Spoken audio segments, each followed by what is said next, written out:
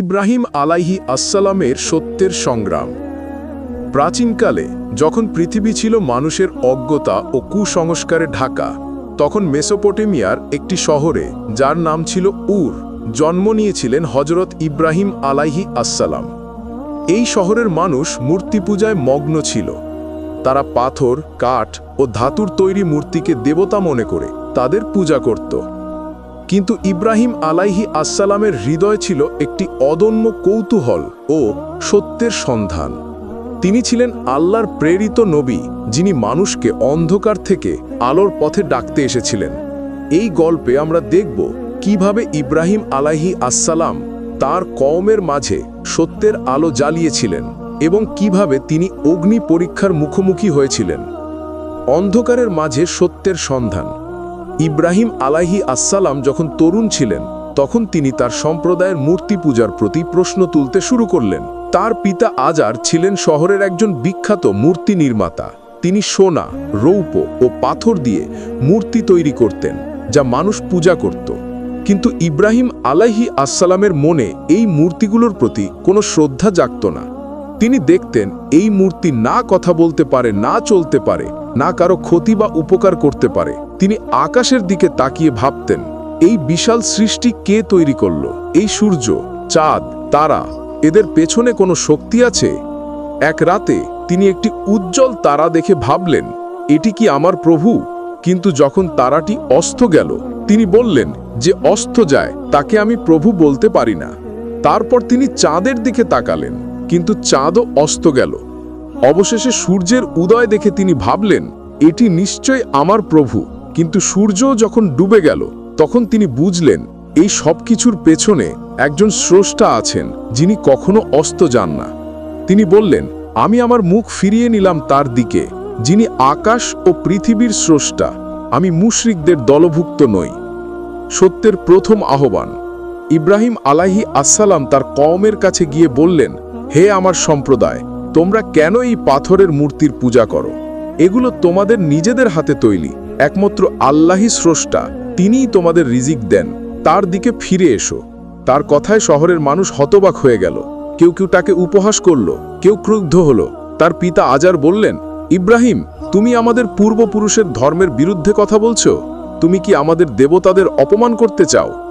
ইব্রাহিম আলাইহি আসসালাম শান্তভাবে বললেন, হে আমার পিতা, আমি তোমাকে ও আমার কওমকে সত্যের পথ দেখাতে চাই। এই মূর্তি তোমাদের কোনো উপকার করতে পারে না। আমি আল্লাহর কাছে প্রার্থনা করি, তিনি তোমাদের পথ দেখান। কিন্তু শহরের প্রধান পুরোহিত, যার নাম ছিল জুবায়ের, এই বাণী মেনে নিতে চাইল না। সে ছিল শহরের রাজা নমরুদের ক্রোনী সহযোগী। নমরুদ নিজেকে দেবতা বলে দাবি করত এবং মানুষকে তার পূজা করতে বাধ্য করত। জুবায়ের ইব্রাহিম আলাইহি আসসালামের বিরুদ্ধে নমরুদের কাছে অভিযোগ করল। নমরুদ ইব্রাহিম আলাইহি আসসালামকে তার দরবারে ডেকে পাঠালো। নমরুদের দরবারে ইব্রাহিম আলাইহি আসসালাম একাই দাঁড়ালেন। নমরুদ তাকে জিজ্ঞাসা করল, ইব্রাহিম, তুমি কে আমার দেবত্বের বিরুদ্ধে কথা বলতে? আমি জীবন ও মৃত্যুর মালিক। আমি যাকে চাই তাকে জীবন দিতে পারি, যাকে চাই তাকে মৃত্যু দিতে পারি। তোমার আল্লাহ কে, যিনি আমার চেয়ে বড়? ইব্রাহিম আলাইহি আসসালাম শান্তভাবে বললেন, হে নমরুদ, আমার আল্লাহ তিনি, যিনি জীবন ও মৃত্যু দেন। তিনি সূর্যকে পূর্ব দিকে উদিত করেন। তুমি যদি সত্যিই দেবতা হও, তাহলে সূর্যকে পশ্চিমে উদিত করো।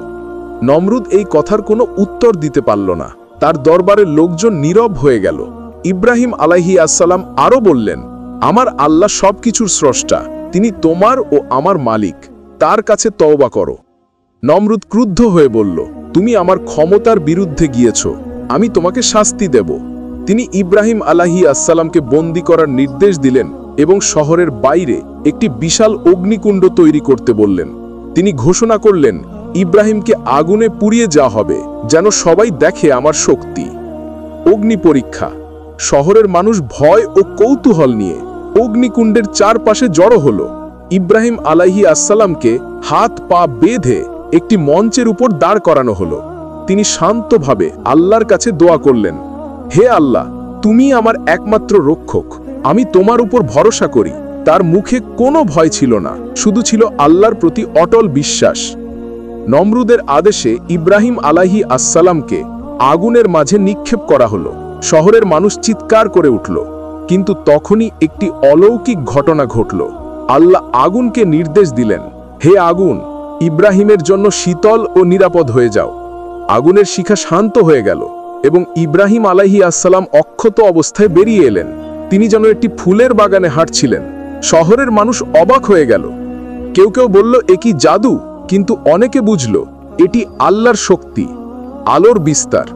ইব্রাহিম আলাইহিস আসসালামের এই অলৌকিক রক্ষা পাওয়ার ঘটনা শহরে আলোড়ন সৃষ্টি করল। অনেক মানুষ তার কথায় বিশ্বাস করল এবং মূর্তি পূজা ত্যাগ করে এক আল্লাহর ইবাদত শুরু করল। এমনকি কিছু পুরোহিত তওবা করে ইব্রাহিম আলাইহিস আসসালামের শিষ্য হল। কিন্তু নমরুদ ও জুবায়র তার বিরুদ্ধে ষড়যন্ত্র চালিয়ে যেতে লাগলো।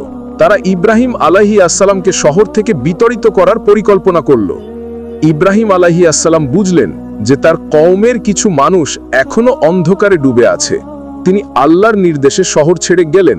তার সঙ্গে ছিলেন তার স্ত্রী হযরত সারা আলাইহিস আসসালাম এবং তার ভাইপো হযরত লূত আলাইহিস আসসালাম। তিনি অন্য দেশে গিয়ে সত্যের বাণী প্রচার করতে শুরু করলেন। তার পথে অনেক বাধা এলো, কিন্তু তিনি কখনো হতাশ হলেন না। তিনি বলতেন, আল্লাহ আমার সঙ্গে আছেন, তিনি আমাকে পথ দেখাবেন। ইব্রাহিম আলাইহিস আসসালামের শিক্ষা ধীরে ধীরে ছড়িয়ে পড়ল। তার বিশ্বাস ও ত্যাগের গল্প মানুষের মুখে মুখে ফিরতে লাগলো। তিনি কাবা ঘর নির্মাণ করলেন, যা এক আল্লাহর ইবাদতের কেন্দ্র হয়ে উঠল।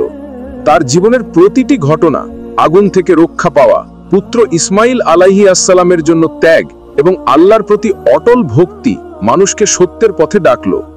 ইব্রাহিম আলাইহিস আসসালামের গল্প আমাদের শেখায় যে সত্যের পথে চলতে গেলে সাহস, ধৈর্য ও আল্লাহর উপর অটল বিশ্বাস প্রয়োজন।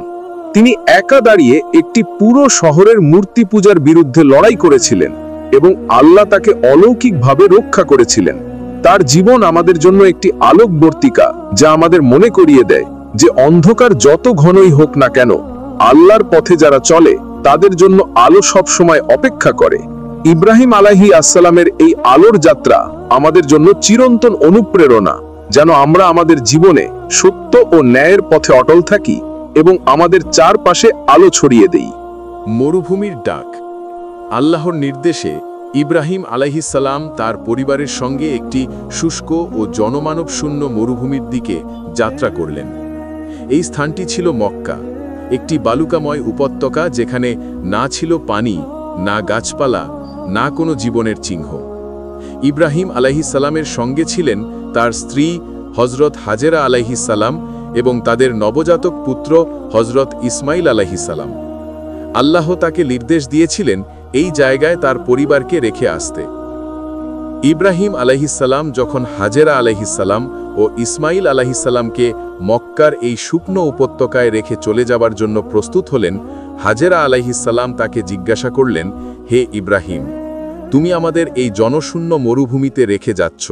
এখানে না আছে পানি, না খাবার, কে আমাদের দেখভাল করবে? ইব্রাহিম আলাইহিস সালাম শান্ত কণ্ঠে বললেন, এটি আল্লাহর নির্দেশ, তিনি আমাদের রক্ষা করবেন, তার উপর ভরসা রাখো। তার চোখে ছিল বিশ্বাসের দৃঢ়তা, কিন্তু হৃদয়ে ছিল প্রিয়জনদের ছেড়ে যাওয়ার বেদনা। হাজেরা আলাইহিস সালাম আল্লাহর উপর ভরসা রেখে মরুভূমিতে থেকে গেলেন।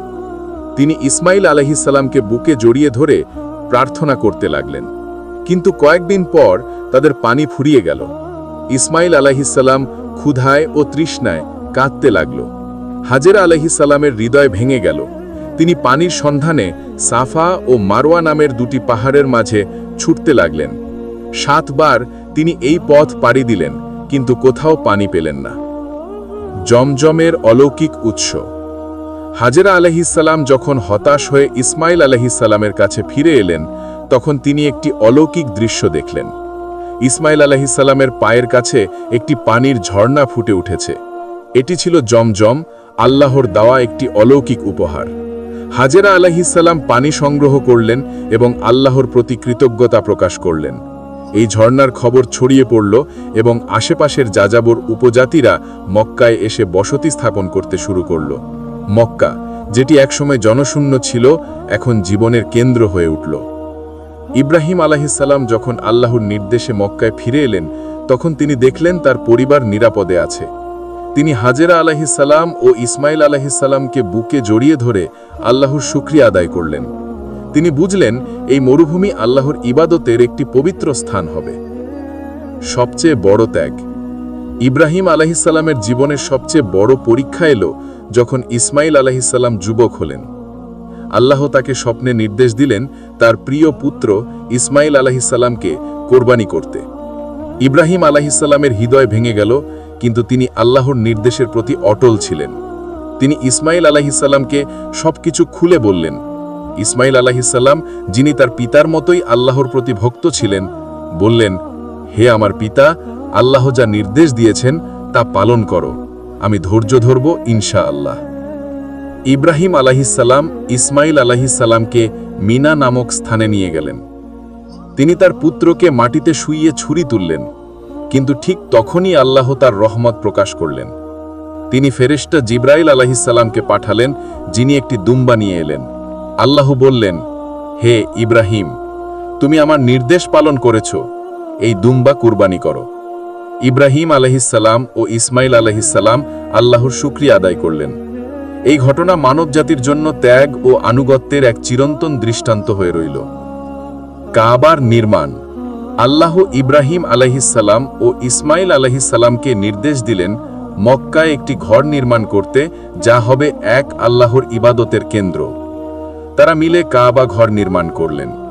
পাথরের পর পাথর স্থাপন করার সময় তারা দোয়া করতেন, হে আমাদের প্রভু, আমাদের এই কাজ কবুল করো, তুমি সব শোনেন, সব জানেন। কাবা হয়ে উঠল সত্যের এক চিরন্তন প্রতীক, যেখানে মানুষ এক আল্লাহর ইবাদতের জন্য জড়ো হবে।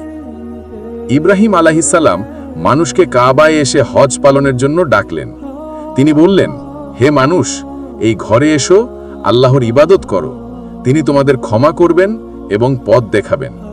তার এই ডাক মরুভূমির বাতাসে ছড়িয়ে পড়ল এবং মানুষ দলে দলে মক্কায় আসতে শুরু করল। নতুন চ্যালেঞ্জ। কিন্তু কাবার নির্মাণের পরও ইব্রাহিম আলাইহিসসালামের পথ সহজ ছিল না। মক্কার আশেপাশের কিছু উপজাতি এই নতুন ইবাদতের বিরোধিতা করল। তাদের নেতা মালেক বলল, এই কাবা আমাদের পূর্বপুরুষের ধর্মের বিরুদ্ধে, আমরা এটি ধ্বংস করব। তারা একটি সৈন্যদল নিয়ে মক্কার দিকে অগ্রসর হল। ইব্রাহিম আলাইহিসসালাম ও ইসমাইল আলাইহিসসালাম আল্লাহর কাছে দোয়া করলেন। তারা বললেন, হে আল্লাহ, তুমি তোমার ঘর রক্ষা করো। সেই রাতে একটি অলৌকিক ঘটনা ঘটল। মালেকের সৈন্যদল মরুভূমিতে পথ হারিয়ে ফেলল। তাদের ঘোড়া ও উট অসুস্থ হয়ে পড়ল এবং তারা মক্কায় পৌঁছাতে পারল না। মালেক বুঝল এই ঘর আল্লাহর রক্ষণাবেক্ষণে আছে। সে তওবা করে ইব্রাহিম আলাইহিসসালামের কাছে এসে ক্ষমা চাইল। উপসংহার। ইব্রাহিম আলাইহিসসালামের জীবন ছিল ত্যাগ, বিশ্বাস এবং আল্লাহর প্রতি আনুগত্যের এক অপূর্ব দৃষ্টান্ত। তিনি তার প্রিয় পুত্রকে কোরবানির জন্য প্রস্তুত হয়েছিলেন, মরুভূমিতে তার পরিবারকে রেখে এসেছিলেন এবং কাবা নির্মাণের মাধ্যমে মানবজাতির জন্য একটি পবিত্র স্থান প্রতিষ্ঠা করেছিলেন। তার এই আলোর যাত্রা মানুষকে সত্যের পথে ডাকল এবং অন্ধকার দূর করল। ইব্রাহিম আলাইহিসসালামের গল্প আমাদের শেখায় যে আল্লাহর পথে চলতে গেলে ত্যাগ ও ধৈর্যের প্রয়োজন। তার জীবন আমাদের মনে করিয়ে দেয় যে আল্লাহ তার বান্দাদের কখনো পরিত্যাগ করেন না। জমজমের ঝর্ণা, কাবার নির্মাণ এবং তার ত্যাগের গল্প আমাদের জন্য চিরন্তন পাথেয়। আমরা যদি তার শিক্ষা অনুসরণ করি, তাহলে আমাদের জীবনেও আলোর পথ খুলে যাবে এবং আমরা আমাদের চারপাশে সত্য ও শান্তির আলো ছড়িয়ে দিতে পারব। মক্কার নতুন দিগন্ত। কাবার নির্মাণের পর মক্কা একটি আধ্যাত্মিক কেন্দ্রে পরিণত হয়েছিল। যাযাবর উপজাতিরা, বণিকরা এবং দূর দূরান্তের যাত্রীরা মক্কায় এসে এক আল্লাহর ইবাদত শুরু করছিল। ইব্রাহিম আলাইহিসসালাম ও ইসমাইল আলাইহিসসালাম তাদের শিখিয়েছিলেন কিভাবে ন্যায় বিচার, দয়া ও সততার মাধ্যমে একটি সমাজ গড়ে তোলা যায়। হযরত হাজেরা আলাইহিসসালামও মক্কার মানুষের মধ্যে একটি গুরুত্বপূর্ণ ভূমিকা পালন করছিলেন। তিনি নারীদের নেতৃত্ব দিয়ে তাদের শিক্ষা দিতেন আল্লাহর প্রতি ভক্তি ও ধৈর্যের গুরুত্ব সম্পর্কে। কিন্তু মক্কার এই নতুন আলো সবার কাছে গ্রহণযোগ্য ছিল না। মরুভূমির কিছু উপজাতি, যারা এখনও মূর্তি পূজায় বিশ্বাসী ছিল, কাবাকে একটি হুমকি হিসেবে দেখতে শুরু করল। তাদের মধ্যে সবচেয়ে শক্তিশালী ছিল বানু সাকিফ, যারা তায়েফ নামক একটি সমৃদ্ধ শহরে বাস করত। তাদের নেতা আমর ইবনু হারিস ছিলেন একজন প্রভাবশালী ও অহংকারী ব্যক্তি। তিনি মনে করতেন মক্কার এই নতুন ধর্ম তাদের ব্যবসা ও প্রভাব নষ্ট করবে। তিনি একটি সভায় ঘোষণা করলেন, এই কাবা আমাদের দেবতার পূজার বিরুদ্ধে, আমরা মক্কার এই নতুন আলো নিভিয়ে দেব। তায়েফের প্রতিরোধ। ইব্রাহিম আলাইহিসসালাম যখন তায়েফের বিরোধিতার কথা শুনলেন, তখন তিনি ইসমাইল আলাইহিসসালাম ও হাজেরা আলাইহিসসালামের সঙ্গে পরামর্শ করলেন। তিনি বললেন, আল্লাহ আমাদের এই পবিত্র ঘর দিয়েছেন, আমাদের দায়িত্ব এটিকে রক্ষা করা এবং সত্যের বাণী ছড়িয়ে দেওয়া, কিন্তু আমরা তরবারি দিয়ে নয়, শান্তি ও বিশ্বাসের মাধ্যমে এই কাজ করব। ইসমাইল আলাইহিসসালাম বললেন, হে আমার পিতা, আল্লাহ আমাদের আগুন থেকে রক্ষা করেছেন, জমজম দিয়েছেন, তিনি আমাদের এই পরীক্ষায়ও পথ দেখাবেন। ইব্রাহিম আলাইহিসসালাম সিদ্ধান্ত নিলেন তায়েফে গিয়ে আমর ইবনু হারিসের সঙ্গে কথা বলবেন। তিনি ইসমাইল আলাইহিসসালাম ও কয়েকজন সঙ্গী নিয়ে তায়েফের দিকে যাত্রা করলেন। তায়েফে পৌঁছে তিনি শহরের প্রধান মন্দিরের সামনে দাঁড়িয়ে বললেন, হে তায়েফের মানুষ, আমি এসেছি শান্তির বার্তা নিয়ে। তোমরা যে মূর্তির পূজা করো তারা তোমাদের স্রষ্টা নয়, একমাত্র আল্লাহই তোমাদের স্রষ্টা, তিনিই তোমাদের রিজিক দেন, তার দিকে ফিরে এসো। তার কথায় তায়েফের মানুষ বিভক্ত হয়ে গেল। কিছু দরিদ্র নিপীড়িত মানুষ তার কথায় মুগ্ধ হল, কিন্তু আমর ও তার সমর্থকরা ক্রুদ্ধ হয়ে উঠল। আমর বলল, ইব্রাহিম, তুমি আমাদের দেবতার অপমান করছো। তুমি যদি তোমার আল্লাহর শক্তি প্রমাণ করতে পারো তবে আমরা তোমার কথা শুনব, নয়তো তোমাদের এই শহর ছাড়তে হবে। বিশ্বাসের আরেক পরীক্ষা। আমর তাদের একটি পরীক্ষা দিলেন। তায়েফের কাছে একটি শুকনো উপত্যকা ছিল, যেখানে বছরের পর বছর ধরে কোনো ফসল জন্মায়নি। তিনি বললেন, যদি তোমাদের আল্লাহ এই উপত্যকায় ফসল ফলাতে পারেন তবে আমরা তোমাদের বিশ্বাস গ্রহণ করব। ইব্রাহিম আলাইহিসসালাম হাসলেন এবং বললেন, আল্লাহ সবকিছুর মালিক, তিনি যা চান তা করতে পারেন। ইব্রাহিম আলাইহিসসালাম ও ইসমাইল আলাইহিসসালাম সেই উপত্যকায় গিয়ে আল্লাহর কাছে দোয়া করলেন। তারা বললেন, হে আল্লাহ, তুমি জমজম দিয়েছ, আমাদের আগুন থেকে রক্ষা করেছ, এই উপত্যকায় তোমার শক্তি প্রকাশ করো, যেন মানুষ তোমার পথে ফিরে আসে। তাদের দোয়ার পর আকাশে মেঘ জমতে শুরু করল। কয়েকদিনের মধ্যে উপত্যকায় বৃষ্টি নামল এবং শুকনো মাটিতে সবুজ ফসল গজাতে শুরু করল। তায়েফের মানুষ এই অলৌকিক দৃশ্য দেখে অবাক হয়ে গেল। আমর ইবনু হারিস নিজে উপত্যকায় গিয়ে ফসল দেখলেন। তিনি ইব্রাহিম আলাইহিসসালামের কাছে এসে বললেন, আমি আমার অহংকারের জন্য ক্ষমা চাই, তোমার আল্লাহই সত্য, আমি তার পথে ফিরে আসছি। তায়েফের অনেক মানুষ তওবা করল এবং মূর্তি পূজা ত্যাগ করে এক আল্লাহর ইবাদত শুরু করল। শান্তির সেতু। ইব্রাহিম আলাইহিসসালাম তায়েফ ও মক্কার মধ্যে শান্তির একটি সেতু তৈরি করলেন। তিনি আমরকে বললেন, মক্কার কাবা হলো আল্লাহর ঘর, এটি সব মানুষের জন্য, তায়েফের মানুষের জন্য। এসো, আমরা একসঙ্গে এই পবিত্র স্থানে ইবাদত করি। আমর রাজি হলেন এবং তায়েফের মানুষ মক্কায় এসে হজ পালন শুরু করল। দুই শহরের মধ্যে বাণিজ্য ও ভ্রাতৃত্বের সম্পর্ক গড়ে উঠল। কিন্তু এই শান্তি দীর্ঘস্থায়ী হওয়ার আগেই নতুন চ্যালেঞ্জ এলো। মরুভূমির আরেকটি শক্তিশালী উপজাতি বানু হুজায়েল মক্কার ক্রমবর্ধমান প্রভাবে ঈর্ষান্বিত হয়ে উঠল। তাদের নেতা খালেদ ইবনু জুবায়ের বলল, মক্কা আমাদের বাণিজ্য পথের নিয়ন্ত্রণ নিয়ে নিচ্ছে, আমরা এই কাবাকে ধ্বংস করব। তারা একটা বড় সৈন্যদল নিয়ে মক্কার দিকে অগ্রসর হল। ইব্রাহিম আলাইহিসসালাম ও ইসমাইল আলাইহিসসালাম জানতেন যুদ্ধ শান্তির পথ নয়। তারা আল্লাহর কাছে দোয়া করলেন এবং মক্কার মানুষকে একত্রিত করলেন। তিনি বললেন, আল্লাহ আমাদের এই ঘর দিয়েছেন, আমরা তার উপর ভরসা রাখব। সেই রাতে একটা অদ্ভুত ঘটনা ঘটল। বানু হুজায়েলের সৈন্যদল মরুভূমিতে একটি প্রচণ্ড ঝড়ের মুখোমুখি হল। তাদের তাঁবু উড়ে গেল এবং তারা পথ হারিয়ে ফেলল। খালেদ বুঝল এটি আল্লাহর শক্তি। সে মক্কায় এসে ইব্রাহিম আলাইহিসসালামের কাছে ক্ষমা চাইল এবং তওবা করল। উত্তরাধিকারের প্রসার। ইব্রাহিম আলাইহিসসালাম বুঝলেন তার জীবনের সময় ফুরিয়ে আসছে। তিনি ইসমাইল আলাইহিসসালামকে বললেন, হে আমার পুত্র, এই কাবা ও সত্যের বাণী তোমার হাতে রইল, তুমি এই আলো ছড়িয়ে দাও। ইসমাইল আলাইহিসসালাম প্রতিজ্ঞা করলেন তিনি তার উত্তরাধিকার বহন করবেন। ইব্রাহিম আলাইহিসসালাম তার শেষ দিনগুলো মক্কায় কাটালেন, মানুষকে আল্লাহর পথে ডাকতে। তার মৃত্যুর পর ইসমাইল আলাইহিসসালাম কাবার দায়িত্ব নিলেন এবং সত্যের বাণী ছড়িয়ে দিতে থাকলেন। মক্কা একটি আধ্যাত্মিক ও বাণিজ্য কেন্দ্র হয়ে উঠল। তায়েফ, বানু হুজায়েল এবং অন্যান্য উপজাতিরা মক্কার সঙ্গে একত্রিত হল। কাবা হয়ে উঠল শান্তি ও ঐক্যের প্রতীক। ইব্রাহিম আলাইহিসসালামের শিক্ষা মানুষের হৃদয়ে প্রথিত হল এবং তার ত্যাগের গল্প প্রজন্মের পর প্রজন্ম ধরে ছড়িয়ে পড়ল। ইব্রাহিম আলাইহিসসালামের আলোর যাত্রা ছিল ত্যাগ, বিশ্বাস ও শান্তির এক মহাকাব্য। তিনি মরুভূমিতে কাবা নির্মাণ করলেন, তার পুত্রকে কোরবানির জন্য প্রস্তুত করলেন এবং শত্রুদের সঙ্গে শান্তির সেতু গড়ে তুললেন। তার জীবন আমাদের শেখায় যে আল্লাহর পথে চলতে গেলে ধৈর্য, সাহস ও ত্যাগের প্রয়োজন। তার উত্তরাধিকার কাবা, জমজম এবং তার শিক্ষা আজও আমাদের মনে করিয়ে দেয় যে সত্যের আলো কখনো নিভে না। আমরা যদি তার পথ অনুসরণ করি তাহলে আমাদের জীবনেও আলোর পথ খুলে যাবে এবং আমরা আমাদের চারপাশে শান্তি ও ন্যায়ের সেতু গড়ে তুলতে পারব। মক্কার নতুন যুগ। ইসমাইল আলাইসাল্লাম তার পিতা ইব্রাহিম আলাইসাল্লামের শিক্ষা হৃদয়ে ধারণ করে মক্কার মানুষদের নেতৃত্ব দিতে শুরু করলেন। তিনি কাবার রক্ষণাবেক্ষণ করতেন এবং মানুষকে হজ পালনের নিয়ম শেখাতেন।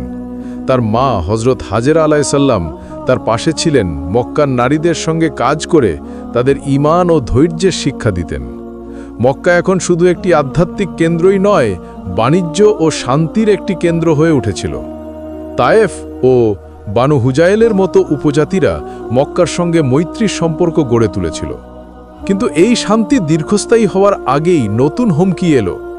মরুভূমির দক্ষিণে যেখানে বাণিজ্য পথগুলো মক্কার মধ্য দিয়ে যেত, সেখানে একটি শক্তিশালী উপজাতি বাস করত যাদের নাম ছিল বানু কায়েস। এই উপজাতির নেতা ছিলেন সাফওয়ান, একজন দক্ষ যোদ্ধা এবং ধূর্ত নেতা। সাফওয়ান মনে করতেন মক্কার ক্রমবর্ধমান প্রভাব তাদের বাণিজ্য পথের নিয়ন্ত্রণকে হুমকির মুখে ফেলছে। তিনি বললেন, মক্কার এই কাবা আমাদের পূর্বপুরুষের ধর্মকে অপমান করছে, আমরা এই শহরের প্রভাব শেষ করব। সাফওয়ানের ষড়যন্ত্র। সাফওয়ান বানু কায়েসের যোদ্ধাদের একত্রিত করলেন এবং গোপনে মক্কা আক্রমণের পরিকল্পনা করলেন। তিনি মক্কার কাছে একটি শিবির স্থাপন করলেন এবং গুপ্তচর পাঠালেন শহরের দুর্বলতা খুঁজে বের করতে। ইসমাইল আলাইসাল্লাম এই খবর পেলেন মক্কার একজন বণিকের কাছ থেকে, যিনি বানু কায়েসের শিবিরে সাফওয়ানের পরিকল্পনার কথা শুনেছিলেন। ইসমাইল আলাইসাল্লাম মক্কার মানুষদের ডেকে বললেন, হে আমার কওম, আমার পিতা ইব্রাহিম আলাইসাল্লাম আমাদের শিখিয়েছেন আল্লাহর ওপর ভরসা রাখতে। আমরা যুদ্ধের মাধ্যমে নয়, শান্তি ও বিশ্বাসের মাধ্যমে এই চ্যালেঞ্জের মোকাবিলা করব। তিনি হাজেরা আলাইসাল্লামের সঙ্গে পরামর্শ করলেন। হাজেরা আলাইসাল্লাম বললেন, আল্লাহ আমাদের জমজম দিয়েছেন, আমাদের আগুন থেকে রক্ষা করেছেন, তিনি আমাদের এই পরীক্ষাতেও পথ দেখাবেন। আমাদের সাফওয়ানের কাছে গিয়ে কথা বলতে হবে। ইসমাইল আলাইসাল্লাম কয়েকজন সঙ্গী নিয়ে বানু কায়েসের শিবিরে গেলেন। তিনি অস্ত্রশস্ত্র ছাড়া গেলেন যেন তার শান্তির উদ্দেশ্য স্পষ্ট হয়। সাফওয়ান তাকে দেখে প্রথমে অবাক হলেন, তারপর ক্রুদ্ধ হয়ে বললেন, তুমি কেন এসেছ? আমরা মক্কাকে ধ্বংস করব। তোমার কাবা আমাদের বাণিজ্য ধর্মের জন্য হুমকি। ইসমাইল আলাইসাল্লাম শান্ত কণ্ঠে বললেন, হে সাফওয়ান, আমরা শত্রুতা করতে আসেনি। কাবা শুধু মক্কার জন্য নয়, এটি সব মানুষের জন্য। এটি এক আল্লাহর ঘর, যিনি তোমাদেরও স্রষ্টা। তিনি তোমাদের বাণিজ্য ও জীবন রক্ষা করেন। আমাদের সঙ্গে শান্তি করো, আমরা একসঙ্গে এই মরুভূমিকে সমৃদ্ধ করব।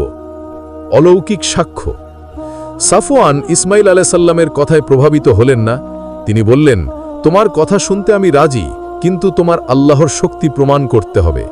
আমাদের শিবিরের কাছে একটি শুকনো কূপ আছে, যদি তোমার আল্লাহ এই কূপে পানি ফিরিয়ে আনতে পারেন তবে আমি তোমার কথা বিশ্বাস করব। ইসমাইল আলাইসাল্লাম হাসলেন এবং বললেন, আল্লাহ যিনি জমজম দিয়েছেন তিনি এই কূপে পানি দিতে পারেন। তিনি শিবিরের মাঝখানে দাঁড়িয়ে আল্লাহর কাছে দোয়া করলেন। তার সঙ্গীরা এবং মক্কার কিছু মানুষও তার সঙ্গে দোয়ায় শরিক হল। বানু কায়েসের মানুষ কৌতূহল নিয়ে তাকিয়েছিল। হঠাৎ শুকনো কূপ থেকে একটা পানির স্রোত ফুটে উঠল। পানি এত পরিষ্কার এবং প্রচুর ছিল যে শিবিরের সবাই অবাক হয়ে গেল। সাফওয়ান নিজে কূপের কাছে গিয়ে পানি স্পর্শ করলেন। তিনি ইসমাইল আলাইসাল্লামের দিকে তাকিয়ে বললেন, এটি অলৌকিক, আমি আমার অহংকারের জন্য ক্ষমা চাই, তোমার আল্লাহই সত্য। তিনি তওবা করলেন এবং বানু কায়েসের মানুষদের ডেকে বললেন, আমরা এই সত্যের পথে যোগ দেব। শান্তি ও ঐক্য। ইসমাইল আলাইসাল্লাম বানু কায়েসের মানুষদের মক্কায় আমন্ত্রণ জানালেন। তারা কাবায় এসে হজ পালন করল এবং এক আল্লাহর ইবাদত শুরু করল। ইসমাইল আলাইসাল্লাম তাদের শিখিয়ে দিলেন কিভাবে ন্যায় বিচার ও দয়ার মাধ্যমে একটি সমাজ গড়ে তোলা যায়। বানু কায়েস মক্কার সঙ্গে বাণিজ্য ও আধ্যাত্মিক মৈত্রী গড়ে তুলল। মক্কা এখন আরও শক্তিশালী হয়ে উঠল, কারণ তায়েফ, বানু হুজাইল এবং বানু কায়েসের মতো উপজাতিরা এর সঙ্গে একত্রিত হয়েছিল। কিন্তু এই ঐক্য সবার পছন্দ হল না। মরুভূমির আরেকটি উপজাতি বানু মুদার মক্কার প্রভাবে ভীত হয়ে উঠল। তাদের নেতা জাহির ছিলেন একজন কঠোর ও যুদ্ধপ্রিয় ব্যক্তি। তিনি বললেন, মক্কা আমাদের স্বাধীনতা কেড়ে নিচ্ছে, আমরা তাদের বিরুদ্ধে যুদ্ধ ঘোষণা করব। তিনি অন্যান্য ছোট উপজাতিদের সঙ্গে জোট গঠন করলেন এবং মক্কার দিকে অগ্রসর হলেন। আল্লাহর রহমত। ইসমাইল আলাইসাল্লাম যখন এই খবর পেলেন, তখন তিনি মক্কার মানুষদের একত্রিত করলেন।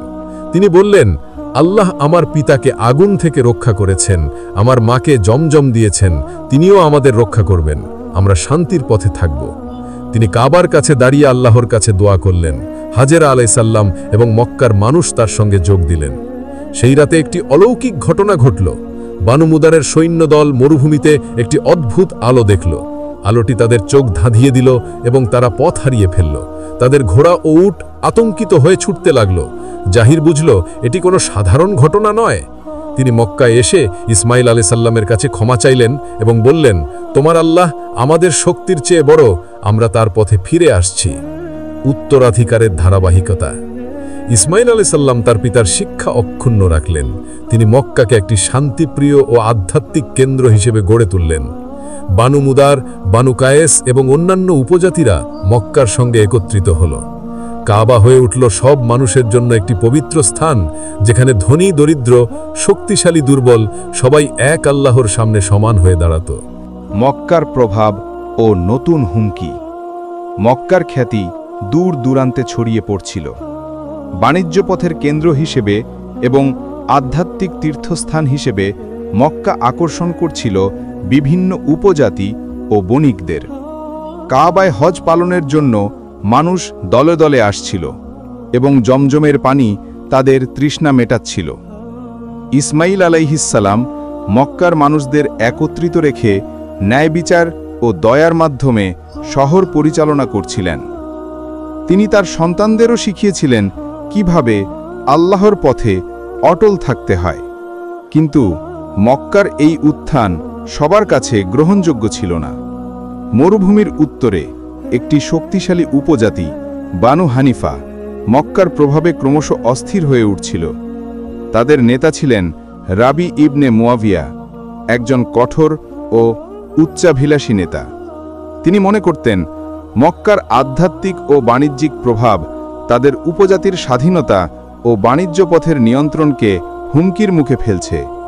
রাবি তার উপজাতির প্রধানদের ডেকে বললেন, মক্কার এই কাবা আমাদের পূর্বপুরুষের ধর্মকে ধ্বংস করছে।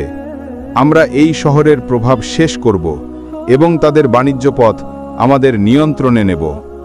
রাবি অন্যান্য ছোট উপজাতিদের সঙ্গে জোট গঠন করলেন এবং মক্কার বিরুদ্ধে একটি বড় আক্রমণের পরিকল্পনা করলেন। তিনি গোপনে মক্কার বাণিজ্য পথে ডাকাতি শুরু করলেন, যাতে শহরের অর্থনীতি দুর্বল হয়। মক্কার বণিকরা এই হামলার কথা ইসমাইল আলাইহিসসালামকে জানালো। শান্তির প্রচেষ্টা। ইসমাইল আলাইহিসসালাম মক্কার প্রধানদের নিয়ে সভা ডাকলেন। তিনি বললেন, আমার পিতা ইব্রাহিম আমাদের শিখিয়েছেন, শান্তি ও বিশ্বাসী আমাদের সবচেয়ে বড় শক্তি। আমরা বানু হানিফার সঙ্গে যুদ্ধ করব না। আমরা তাদের সঙ্গে কথা বলবো এবং আল্লাহর বাণী তাদের কাছে পৌঁছে দেব। তার মা হাজেরা আলাইহিসসালাম বললেন, আল্লাহ আমাদের জমজম দিয়েছেন, কাবা রক্ষা করেছেন, তিনি এই পরীক্ষায়ও আমাদের পথ দেখাবেন। ইসমাইল আলাইহিসসালাম তার পুত্র কেদার এবং কয়েকজন বিশ্বস্ত সঙ্গী নিয়ে বানু হানিফার শিবিরে গেলেন। তিনি অস্ত্র ছাড়াই গেলেন, যেন তার শান্তির উদ্দেশ্য স্পষ্ট হয়। রাবি তাকে দেখে প্রথমে উপহাস করলেন। তিনি বললেন, ইসমাইল, তুমি কেন এসেছ? তোমার কাবা আমাদের ধর্ম ও বাণিজ্যের জন্য হুমকি। আমরা মক্কাকে ধ্বংস করব। ইসমাইল আলাইহিসসালাম শান্তভাবে বললেন, হে রাবি, কাবা শুধু মক্কার জন্য নয়, এটি সব মানুষের জন্য। এটি এক আল্লাহর ঘর, যিনি তোমাদেরও স্রষ্টা। তিনি তোমাদের বাণিজ্য ও জীবনকে সমৃদ্ধ করতে পারেন। আমাদের সঙ্গে শান্তি করো। আমরা একসঙ্গে মরুভূমিকে একটি শান্তিপূর্ণ ভূমিতে রূপান্তরিত করব। বিশ্বাসের পরীক্ষা। রাবি ইসমাইল আলাইহিসসালামের কথায় প্রভাবিত হলেন না। তিনি বললেন, তোমার আল্লাহর শক্তি প্রমাণ করো। আমাদের শিবিরের কাছে একটি শুকনো ওয়াদি আছে, যেখানে কখনো গাছপালা জন্মায়নি। যদি তোমার আল্লাহ এই ওয়াদিকে সবুজ করতে পারেন, তবে আমি তোমার কথা বিশ্বাস করব, নয়তো আমরা মক্কার বিরুদ্ধে যুদ্ধ করব। ইসমাইল আলাইহিসসালাম বললেন, আল্লাহ, যিনি আমার পিতাকে আগুন থেকে রক্ষা করেছেন, আমার মাকে জমজম দিয়েছেন, তিনি এই ওয়াদিকে সবুজ করতে পারেন। তিনি ওয়াদির মাঝখানে দাঁড়িয়ে আল্লাহর কাছে দোয়া করলেন। তার পুত্র কেদার এবং সঙ্গীরা তার সঙ্গে যোগ দিলেন। বানু হানিফার মানুষ কৌতূহল নিয়ে তাকিয়েছিল।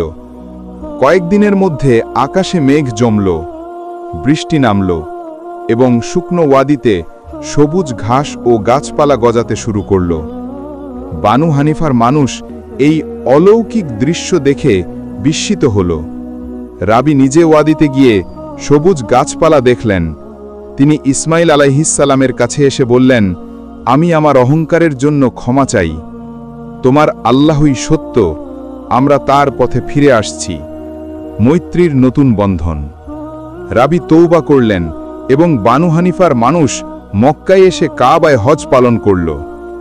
ইসমাইল আলাইহিসসালাম তাদের শিখিয়ে দিলেন কিভাবে এক আল্লাহর ইবাদত করতে হয় এবং কিভাবে ন্যায় বিচার ও দয়ার মাধ্যমে একটি সমাজ গড়ে তুলতে হয়। বানু হানিফা মক্কার সঙ্গে বাণিজ্যিক ও আধ্যাত্মিক মৈত্রী গড়ে তুলল। মক্কার প্রভাব আরও বিস্তৃত হল এবং শহরটি একটি আন্তর্জাতিক কেন্দ্র হিসেবে গড়ে উঠল, যেখানে বিভিন্ন উপজাতি ও জাতি একত্রিত হতো। কিন্তু এই শান্তির মাঝেও নতুন চ্যালেঞ্জ উঠে এলো। মরুভূমির পূর্বে একটি দূরবর্তী উপজাতি বানু তামিম মক্কার প্রভাবের বিরুদ্ধে অস্থির হয়ে উঠল। তাদের নেতা ছিলেন হামজা, একজন প্রভাবশালী ও ধর্মান্ধ ব্যক্তি।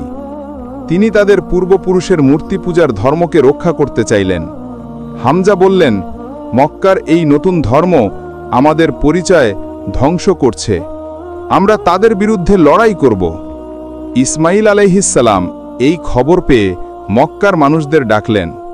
তিনি বললেন, আল্লাহ আমাদের বারবার রক্ষা করেছেন, আমরা তার ওপর ভরসা রাখব।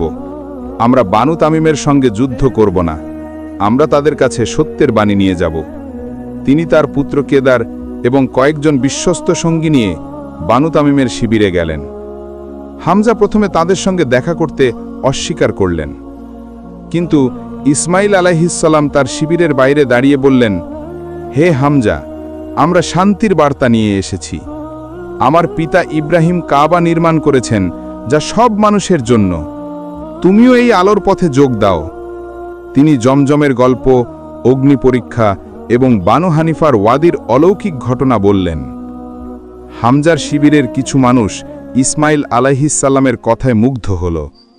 তারা হামজাকে বলল, এই লোকেরা আমাদের শত্রু নয়, তাদের কথা শোনো। হামজা তখন একটি শর্ত দিলেন। তিনি বললেন, আমাদের শিবিরের কাছে একটি শুকনো পাহাড় আছে। যদি তোমার আল্লাহ এই পাহাড়ে পানির ঝর্ণা ফুটিয়ে দিতে পারেন, তবে আমরা তোমার ধর্ম গ্রহণ করব। ইসমাইল আলাইহিসসালাম পাহাড়ের কাছে গিয়ে আল্লাহর কাছে দোয়া করলেন। তিনি বললেন, হে আল্লাহ, তুমি আমার পিতাকে আগুন থেকে রক্ষা করেছ, আমার মাকে জমজম দিয়েছ, এই পাহাড়ে তোমার শক্তি প্রকাশ করো। তার দুয়ার পর পাহাড়ের একটি ফাটল থেকে পানির স্রোত বেরিয়ে এলো। বানু তামিমের মানুষ এই দৃশ্য দেখে অবাক হল। হামজা নিজে তওবা করে বললেন, তোমার আল্লাহই সত্য, আমরা তার পথে ফিরে আসছি। ইসমাইল আলাইহিসসালাম তার নেতৃত্বে মক্কা একটি অটুট আধ্যাত্মিক ও সামাজিক কেন্দ্র হয়ে উঠল। বানু তামিম, বানু হানিফা এবং অন্যান্য উপজাতিরা মক্কার সঙ্গে একত্রিত হল এবং কাবা সব মানুষের জন্য একটি পবিত্র স্থান হয়ে রইল। ইসমাইল আলাইহিসসালাম তার সন্তানদের বললেন, এই কাবা ও সত্যের বাণী তোমাদের হাতে রইল, এই আলোকে ছড়িয়ে দাও। ইসমাইল আলাইহিসসালামের গল্প আমাদের শেখায় যে নবীদের উত্তরাধিকার বহন করা একটি বড় দায়িত্ব। তার ধৈর্য, শান্তির প্রচেষ্টা ও আল্লাহর প্রতি অটল বিশ্বাস আমাদের জন্য অনুপ্রেরণা। কাবা, জমজম এবং তার ত্যাগের গল্প আমাদের মনে করিয়ে দেয় যে আল্লাহর পথে যারা অটল থাকে তাদের জন্য কোনো চ্যালেঞ্জ অপরাজেয় নয়। আমরা যদি তার শিক্ষা অনুসরণ করি তবে আমরাও আমাদের জীবনে ও সমাজে শান্তি ও সত্যের আলো ছড়িয়ে দিতে পারব।